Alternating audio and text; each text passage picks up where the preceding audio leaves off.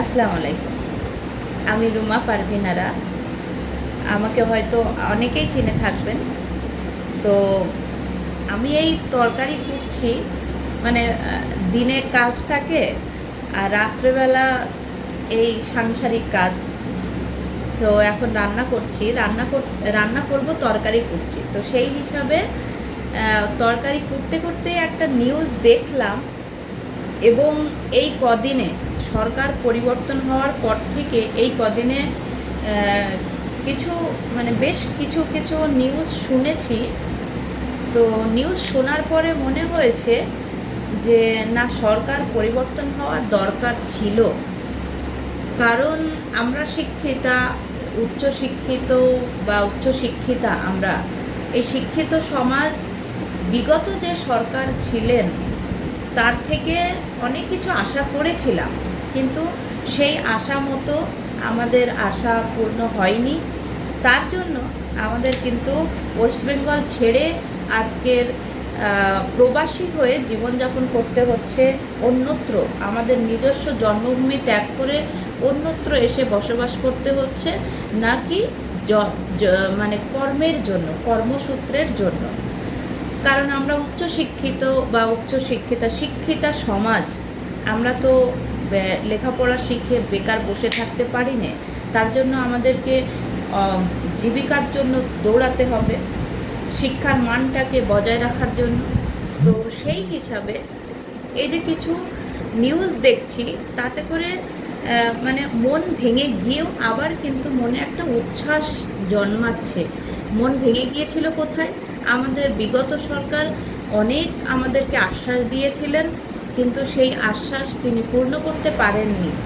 কিন্তু এই বিজেপি সরকার এসে আমরা হয়তো ভেবেছিলাম যে এই সরকার এসে হয়তো আমাদেরকে আরোই কি করবে ঠিক নেই, খারাপ কিছু করবে কিনা। কিন্তু সেই ধারণাটা এই পর্যন্ত যেসব নিউজ শুনেছি তাতে করে মনে হচ্ছে ধারণাটা সম্পূর্ণ পাল্টে গেছে।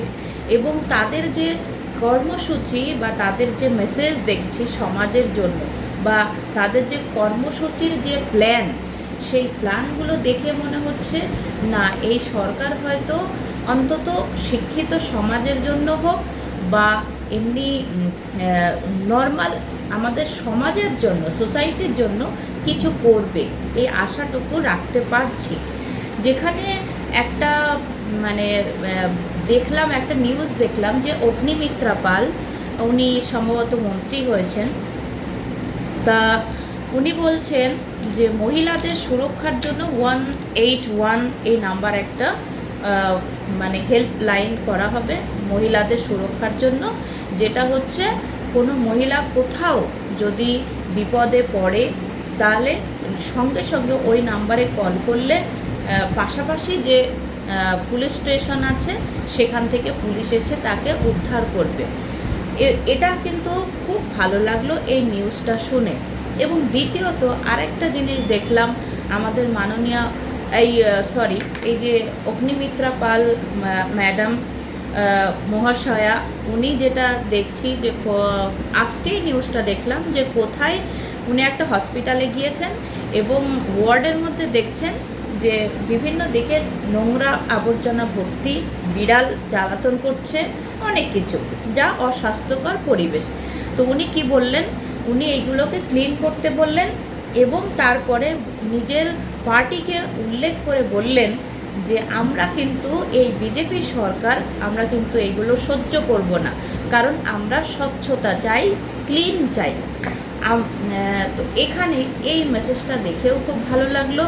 এবং আরেকটা জিনিস হচ্ছে, আমাদের যে পশ্চিমবঙ্গের মুখ্যমন্ত্রী বর্তমানে শুভেন্দু অধিকারী স্যার, ওনাকে ধন্যবাদ জানাই যে উনি কিছু কথা বলেছেন বা ওনার কিছু মেসেজ দিয়েছেন, যেটা হচ্ছে যে শিক্ষিত সমাজের জন্য হোক বা দারিদ্র শ্রেণীর সমাজের জন্য হোক, টোটাল জনগণের জন্য উনি একটা যে সুন্দর বার্তা দিয়েছেন, সবাইকে সমানভাবে দেখার জন্য, বা সবার যে সমান অধিকার আছে বা সবার জন্য কিছু করার যে আশ্বাস দিয়েছেন, সেটা শুনে খুবই ভালো লেগেছে এবং মনে হয়েছে যে না, পরিবর্তনটা হয়তো সার্থকতার পথে এগিয়ে যাচ্ছে।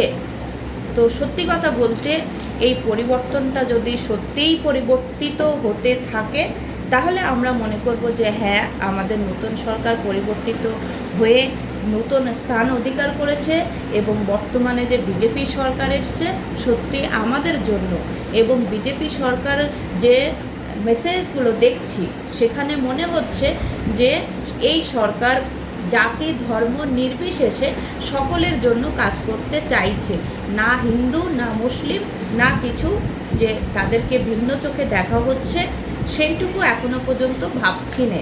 তাদের যে মেসেজগুলো দেখছি, তাদের যে কথাবার্তাগুলো দেখছি, তো সত্যি কথা বলতে যদি সত্যিই এরকম থাকে, নিরপেক্ষভাবে যদি কাজ করে যায়, তাহলে অন্তত আমরা পশ্চিমবঙ্গের জনগণ হিসাবে আমরা খুশি এই সরকারের পরিবর্তন হওয়াতে, এবং এর জন্য অবশ্যই ধন্যবাদ জানাই এই বিজেপি শাসিত সরকারকে।